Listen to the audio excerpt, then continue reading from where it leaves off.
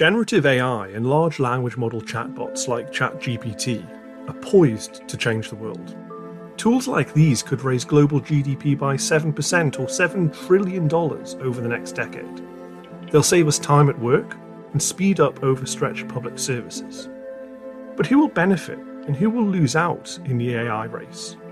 And what impact will the identity of the people feeding these powerful pieces of software, and crucially with what data, have on underrepresented communities? This is exactly what our guests this episode, Aliya Bhatia and Gabriel Nicholas of the Centre for Democracy and Technology, have been laser focused on as the AI phenomenon has unfolded. I'm Chris Stokel-Walker, and for human rights organisation Article 19, this is Techtonic.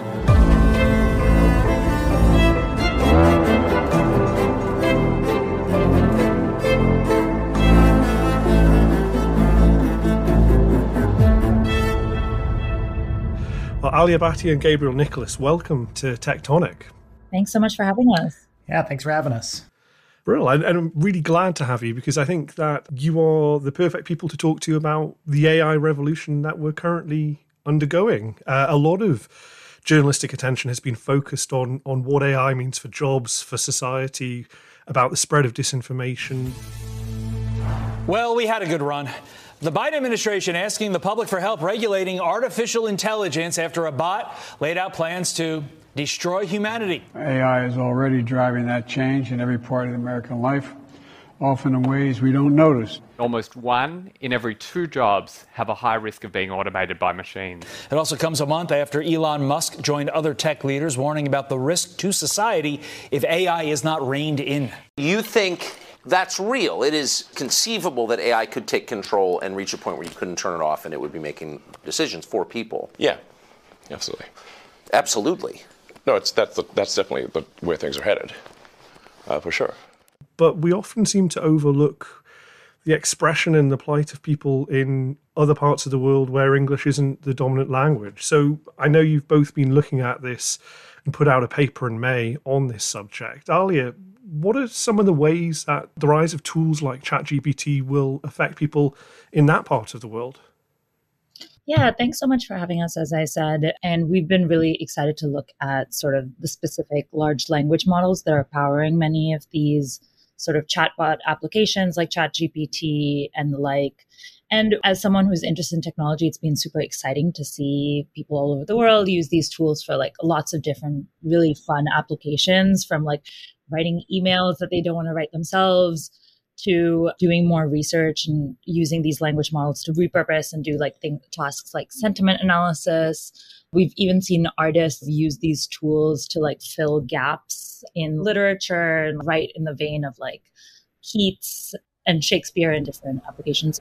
In Starbucks' hallowed realm I find my seat. Amidst the bustling crowd, I take retreat. With phone in hand, I seek its digital embrace. As coffee's warmth surrounds, a moment's solace. In pixels and tweets, my world expands. While sipping Java, held in gentle hands. Yet Shakespeare's ghost may whisper in my ear, unplug thyself, for true connections near. So, there's a lot of like excitement there, but the focus of our paper has been to understand whether the outputs and the performance of these language models is sort of equitable across languages.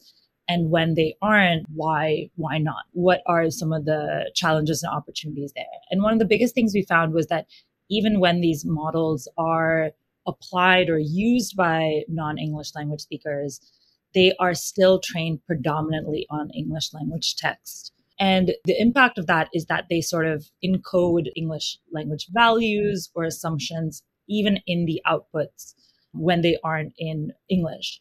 And that can mean a lot of different things for users. Users can access information that is incorrect in languages other than English.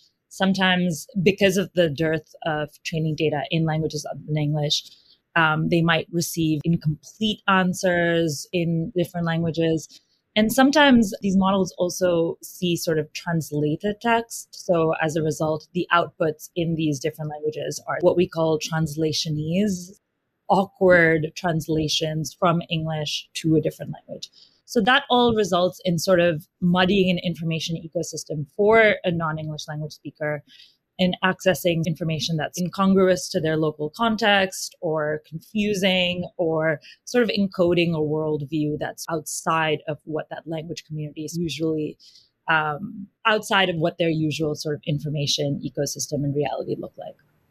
And I guess for listeners, a good analogy might be an English person speaking in a French accent, or trying to and failing, or all kind of common things like what side of the road you drive on. Those cultural elements that are encoded in society can be a challenge. And so, Gabriel, let me bring you in here, and apologies because I'm going to throw you an impossible task, and I know it's difficult to do on a podcast. I'm going to ask you to explain a little bit of the technology and the terminology that Aliya mentioned there. We had large language models. We had the idea of encoding them.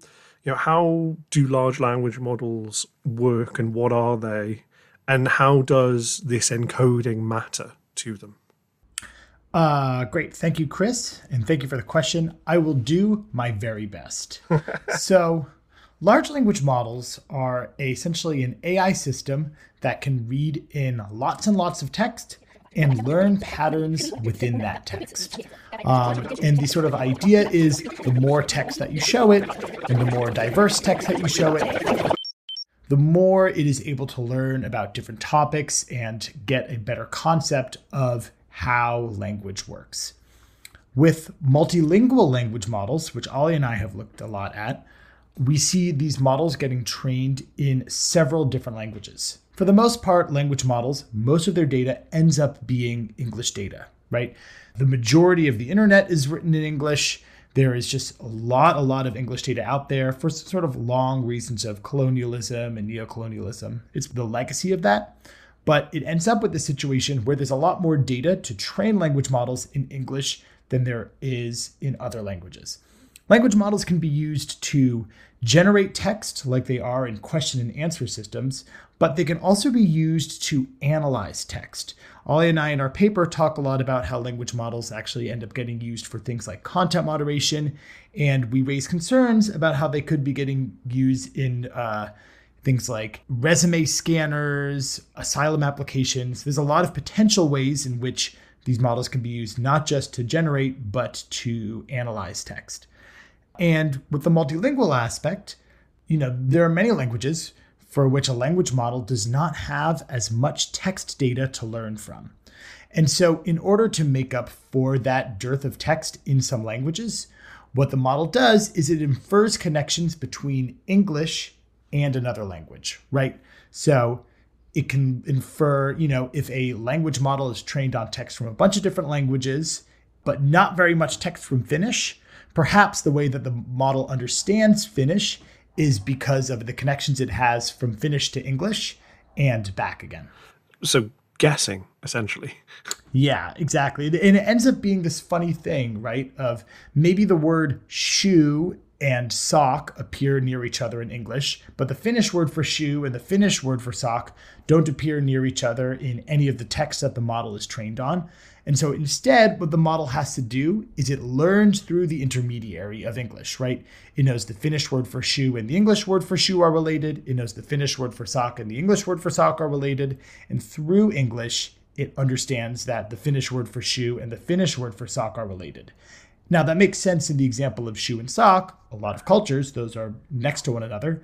But you can see how when this starts to become to more context and more culturally specific tasks, this can lead to importing an anglo-centric lens into how the model generates texts or how the model analyzes texts in languages other than English.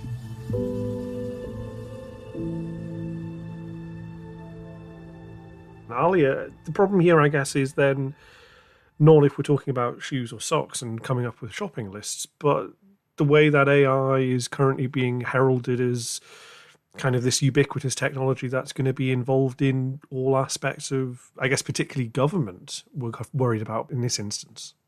Yeah, so we've already been seeing ahead of this rise of chatbots, governments all around the world increasingly wanting to use technology to facilitate service delivery or make information available. And in some cases, we are already seeing some chatbots sort of pop up on government websites, right? Like, are you looking for this information, right? And that was pretty simple sort of use of question answering tools.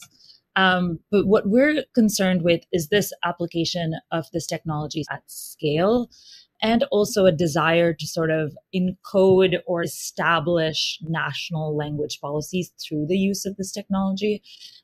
Our paper, the scope of that was thinking about like the sort of hegemony of the English language in the use of these technologies.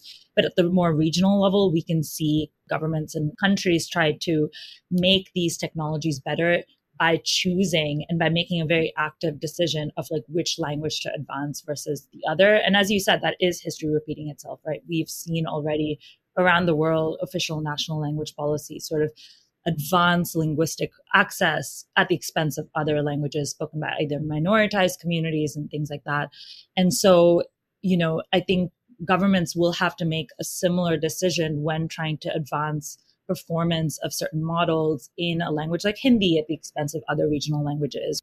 And what that means is that as sort of AI moves service delivery and other sectors into this like digital revolution, it asks the question of like who is going to have access to benefits and who is going to have access to livelihood, and how is that going to fall on these like fault lines of language and other socioeconomic proxies that language represents. And you mentioned the Hindi example. I mean, if we take India as a kind of example of this, is this all hypothetical at the minute, or is this actually something that is either becoming reality or could become reality? Many listeners might know of the Aadhaar system in India, the global ID system, where essentially it gathers all of your data and uses that to control your access to public services, to banking. Is there a concern here that some of that kind of hegemony is going to be coded into an Indian large language model that is devoted solely to that country? Yeah, I think those familiar with India know that language and the language you choose has had like a long politicized history in the country. And in the constitution of India, it's very clear that India is like a very pluralistic country, very, very multilingual. Most Indians speak multiple languages. And in recent times, starting in the 60s, but also again recently, there has been this push to make Hindi the sort of official language, which it is not currently. It is the official language in terms of parliamentary proceedings, but at the regional level, every state government puts out documents in their own language, and only a sort of fraction of the country actually does speak and read Hindi as like a primary language. So this desire to sort of create systems at the government level, at the federal government level, can very easily sort of coincide or advance this desire within the ruling party to prioritize Hindi as the national language, which will come at the exclusion of many seeking those public services, many seeking those benefits. And how it sort of coincides with existing systems of control. The Aadhaar system is a great example. It was a sort of digital ID that not only facilitated access to benefits, subsidies, things like that, but it also created lines of exclusion as well. And so if you were to automate the public service delivery, if you were to apply a language model on top of the existing Aadhaar system, it could be akin to sort of automating that sort of exclusion. And then there's this like similar thread there of like what sort of Hindi and other language texts will actually train this model. And the truth that, I think Gabe was also articulating here is that there isn't a lot of data in not only Hindi, which is a language spoken by hundreds of millions of people, but specifically those like regional languages, those dialects, those languages that the Indian government has also not digitized for so long and has not received that support. And so it's not only a matter of the lack of the data, it's also the lack of the diversity of that data. And if we don't have a model that's equipped to understand the range of ways people sort of write and communicate and express need for these different types of benefits, this model will only encode that Hindi hegemony, will only continue to sort of reinforce the patterns of that sort of linguistic divide at scale. And that's an interesting point that I hadn't really considered, is that large language models are trained on text, written text, and written text is often official documents. So Gabe, what does that mean then for countries where we don't have a huge amount of written language in that particular language? Yeah, This is a really great question and is one that we talk a lot about in this paper. Right now, in general, when you look into the world of natural language processing and talk about how do you build a language model in a given language, we often talk about high resource languages and we talk about low resource languages. High resource languages have a lot of data available. Low resource languages or extremely low resource languages have less data available.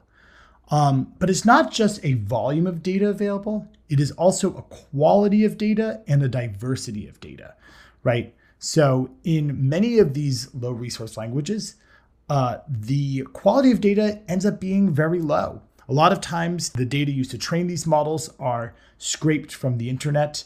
They will often pick up machine translated gibberish. They will often pick up text from the wrong language, offensive text, pornography, right? These are the kind of things that these models end up getting trained off of in low resource languages.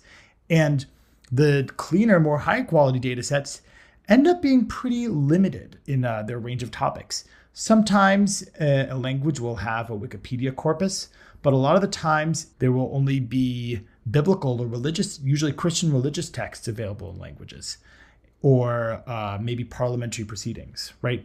And we can see this very much in the kind of text that these models end up generating. And you can see this a lot. There's actually some languages a while back where if you Google translated something in Irish, something in Amharic, right? If you translate it back and forth enough times, it will begin to generate this very cryptic biblical text. And it's one of these things that kind of revealed just how much of the underlying training data for these low resource languages, if the fact that the regression to the mean is biblical, and not to mention that if these models so deeply encoded with biblical text are being used in decision-making systems, right? We can see a lot of red flags here. And I guess that's the challenge, right? This is built on kind of the mistakes of our past. And I know that you mentioned in the paper an example closer to folks in the global north of Catalan and how that works. What is the issue underlying the Catalan representation in these large language models? Yeah, so Catalan has an interesting issue. No parlaré en anglès ni en cap altra llengua. Where a lot of the text used in it is scraped from the web, right? It is scraped from .cat websites. And there's a law that says all .cat websites have to be in Catalan. However, a lot of folks end up using machine translation to make their text in another language available in Catalan, right? So now all of these language models are training off of just machine learned texts from Catalan, not really reflecting how native Catalan speakers use the language. It ends up being this sort of weird snake eating its own tail situation. And yeah, we know that the internet loves cats. There's probably folks who have registered a .cat domain name who have no knowledge whatsoever of Catalan. And then that is what's being sucked up into this huge large language model that is churning through it at pace. Exactly. And they're also sort of taking into account very high level questions of like, do we actually want our language represented in this AI revolution? There are many people within certain communities who may say like, we actually don't want the harms to be applied onto our community, or don't want to expose our language to sort of this engine of capitalism, right? So that may also be a question. And a parallel thought that we're having also is trying to really reckon with like, what is the state of linguistic performance within these models currently, right? And I think for that, we have a number of transparency-related recommendations as well to try to understand when these models have actually trained in different languages. In which languages have they been trained? How have they been trained? And when are they being used? So that actually the everyday user actually is able to encounter these systems with a sort of informed perspective. Gabe, do you want to build on any of the recommendations? I just want to highlight one of the challenges that you mentioned, which is often gets called the dual use problem, which is that a lot of the times when a language model is built to detect a certain type of content, it can also end up generating that type of content. The dual use problem is a lot of these models that can be used for good essentially can also be used for bad. And so when you develop a language model that works in a language, works in a maybe previously less digitized, low resource language, you then start to expose these language communities to, first off, all of the harms of datafication, right? The various privacy things that come with scraping a lot of data in a language, but also some of the dangers that can happen with generative AI, the spread of mis and disinformation, the potential economic disruptions to labor, right? It introduces these language communities to all of these disruptions. I think there's a really difficult open question about what does it look like to do this in an ethical way? What does it look like to get input from language communities into how these models get built and how they get deployed? This is something that's so early days that we don't really have answers to these questions, but it very much feels like this is where priorities need to be.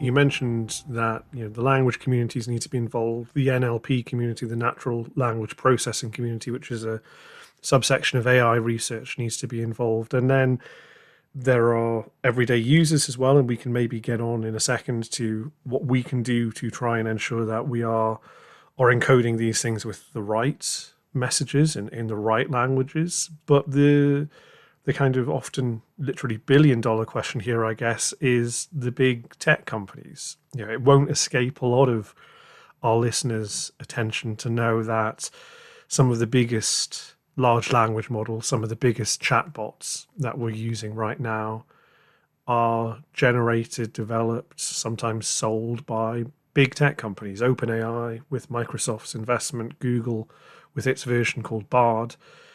What's the input been like from them? Do they recognize this issue? I think there is a lot of recognition of this issue and then stating that it is hard. I think especially in languages other than English, we've not seen the kind of quick rollout of safety mechanisms that we have in English, right? There's this kind of the same pattern that happens in the development of a lot of technology. It's also happening in language models as well, which is optimize it for English and then get around to dealing with the problems in other languages.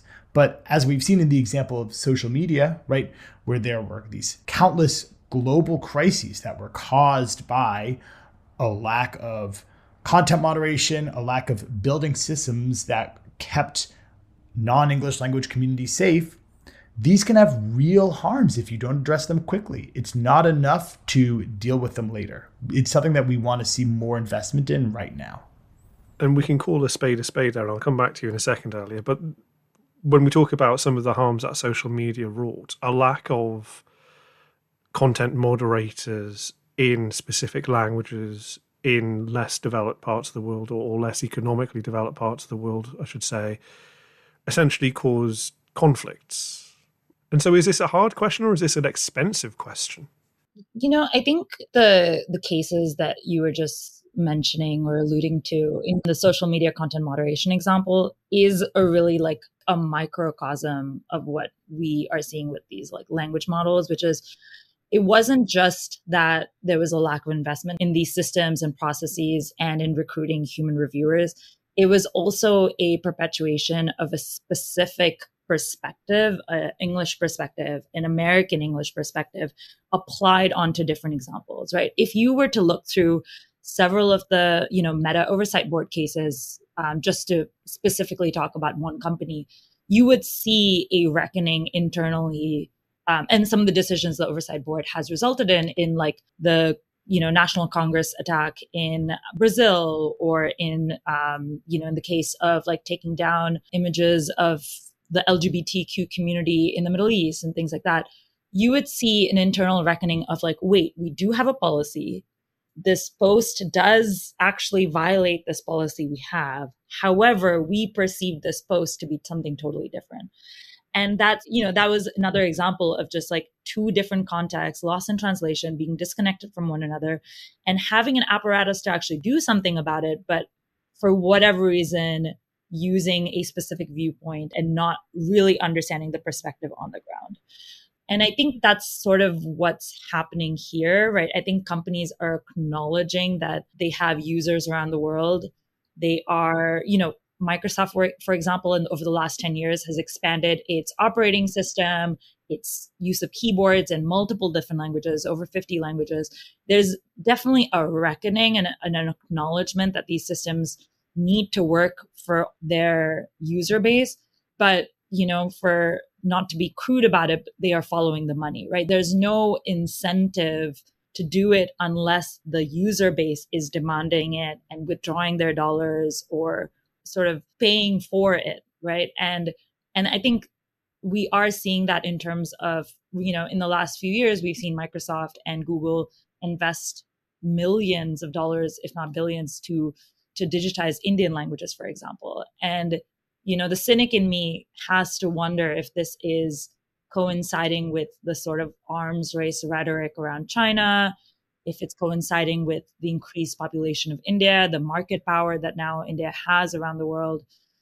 I don't think those questions are separate from whether companies care about languages or not. And this is part of the problem, right? Is that arms race has fueled a speed of development that is even faster than the social media revolution. I mean, we are talking 6 or so months since ChatGPT was released and have all of these kinds of things happening now. So what are the consequences if we don't act to meet the moment? It is hard to know the consequences. It is really, really hard to know the consequences. We don't have any kind of crystal ball. We can't tell how these models are going to get used. Is this a hype bubble that is going to pop? Is this the beginning of the end and the beginning of AGI? Is this just a slightly different economic paradigm than the one that exists? I think we don't really have answers to these questions. But because we are on the internet, because we're in a mostly capitalist economic system, then all we do know is that there are going to be large ramifications for everything.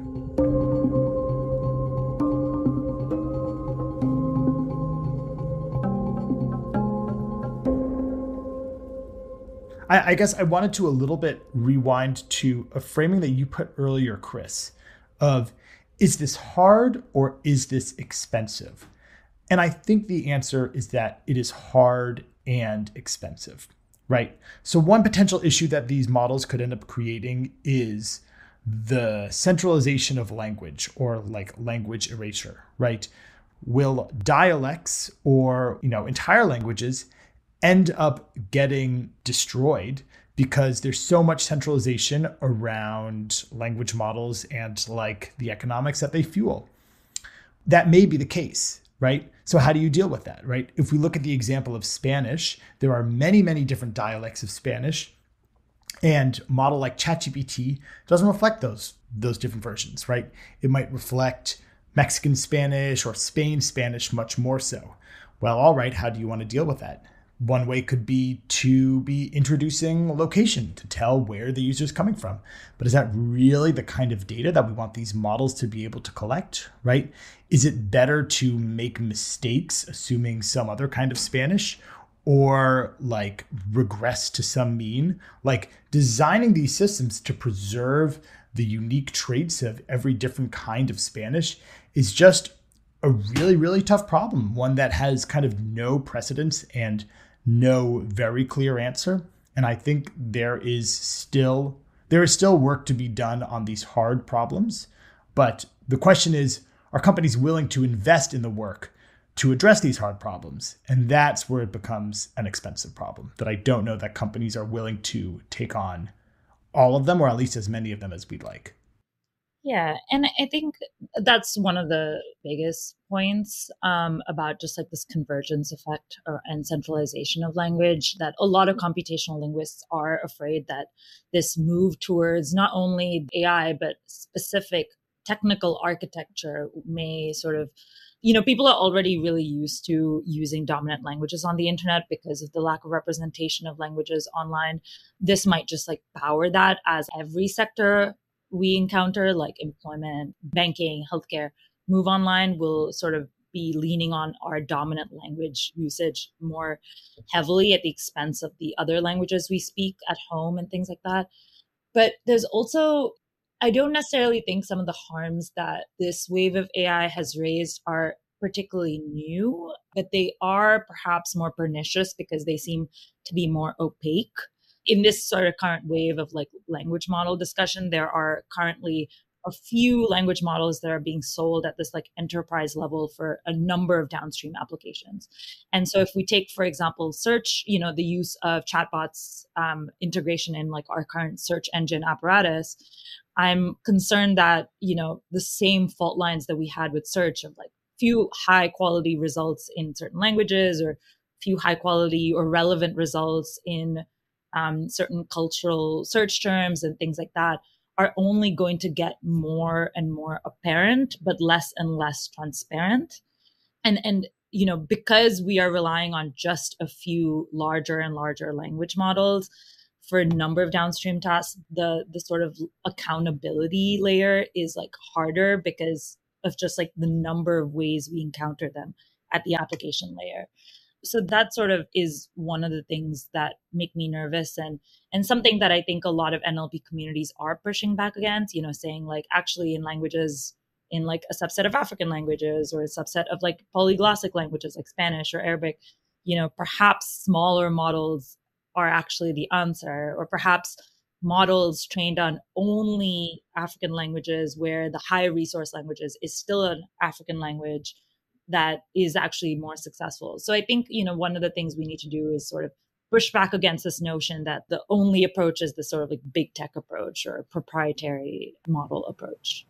And what else should we be doing as a parting thought for our listeners who have heard all of these issues and the kind of stakes that are in play here? What else should we be doing about this problem? I think it may be time, as in so many of these situations, to be willing to turn a little bit away from scale. There are just a lot of AI researchers who are working in a lot of different languages who have been doing a bunch of research to figure out what the models that work best for their languages, right? Is it a model trained just on data from that language? Is it a multilingual model with a bunch of related languages? Is it a multilingual model with, 100 odd different languages, and then you just show it a little bit more data from a language in particular? Maybe I'm going a little technical here, but there's a lot of different ways to build a language model in a different language. And when we see these big tech companies deploying these models, we very much see them trying to use one model in as many different situations as possible. But that just might not be the best approach for every individual language. And I think it's time for big tech companies to really start considering not just what is best for making systems at scale, but what is best for their individual language users and their individual language communities. I think that's one of our biggest takeaway messages. I think what we're seeing is that, there's no universal language rules key to humanity. And I think building systems that sort of are trying to advance this premise that there's like one model to save the world and communicate with everyone is nice in theory, but incorrect in practice. So challenge this notion of scale and also just go to where the language speakers are. The problems we're trying to solve are very well understood by the language speakers and the NLP researchers within these language communities. And I think there's a great deal of innovation there rather than hypothetically creating a system.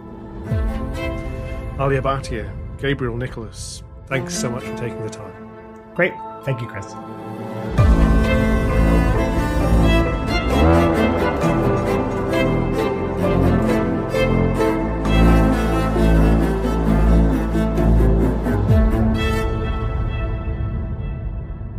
You've been listening to the first episode of Techtonic, a new podcast from Article 19.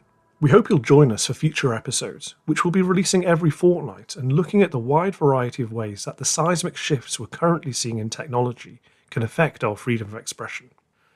I'm Chris Stokel-Walker. Your producers this episode were Christopher Hooton and Nicola Kelly, with theme music and original score by Julian Wharton. If you would like to leave us a star rating or a review wherever you're listening, that would be hugely appreciated. It really makes a difference to our show. Thank you, and see you next time.